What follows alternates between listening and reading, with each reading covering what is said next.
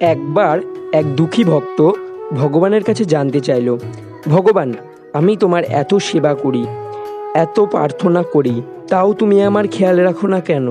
আমি তোমার কত বড় একজন ভক্ত, আমি তোমার কত সেবা করি, কত প্রার্থনা করি, কত ভালোবাসি, তাও আমার জীবনে এত বেশি বেশি দুঃখ। এরকমটা কেন ভগবান? সমস্যার পাহাড় তো লেগেই আছে। একটা সমস্যা শেষ না হতে হতেই আরেকটা সমস্যা চলে আসছে। অন্যদের প্রার্থনা তো তুমি শোনো, তুমি আমার প্রার্থনা শোনো না কেন? ওরা যা চায় তুমি তাই দিচ্ছ, ওদের কত সুখ দিচ্ছ, আমার বেলা শুধু দুঃখ দিচ্ছ। এরকমটা কেন? ভগবান তখন তাকে আদর করে বোঝায়, না ভক্ত, তুমি যেটা ভাবছো সেটা একেবারেই নয়। সবাইকে নিজ কর্মফল ভুগতে হয়, কর্মগুণে সবাইকেই তার কর্মফল ভোগ করতে হয়। এরকমটা তোমার ভুল ধারণা। কিন্তু এই ভক্ত কিছুতেই তা বুঝতে চায় না। সে সারাদিন একই কথা বারবার বলতে থাকে। দিনের পর দিন এই ভক্ত ঘ্যান ঘ্যান করেই যাচ্ছিল, আর ভগবান তার অবুঝ ভক্তকে বুঝিয়ে যাচ্ছিলেন। এরকম এক জিনিস চলতে চলতে শ্রীহরি এক উপায় বের করলেন, আর তিনি বললেন, তোমাকে আমি একটা সুযোগ দিচ্ছি তোমার ভাগ্য বদলানোর।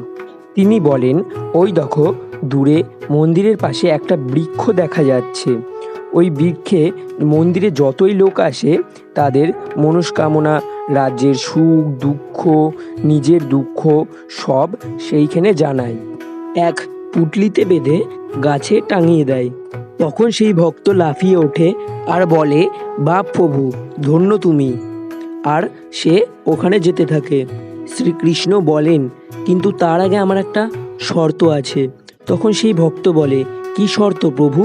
তখন শ্রীকৃষ্ণ বলেন, তুমি যখন তোমার দুঃখের কথা ওই পুটলিতে বেঁধে লিখে দেবে, তখন তুমি আরেকটি পুটলি খুলে নিয়ে আসবে তোমার জন্য। তখন ভক্ত বলে, কি অদ্ভুত না তোমার শর্তটা? ঠিক আছে, তাই করব। দিয়ে সে সেই পুটলিটা আনতে যায়।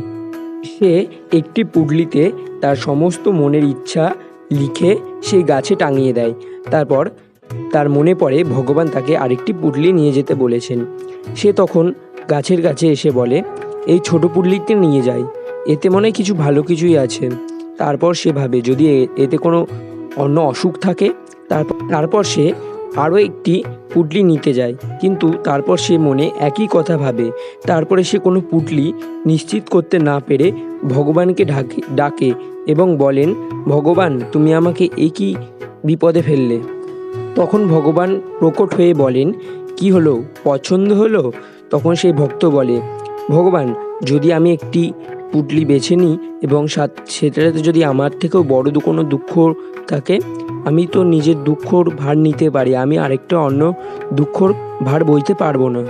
ভগবান, আমি অবুঝ ছিলাম, তাই নিজেকে সব থেকে বড় দুঃখী ভেবেছিলাম।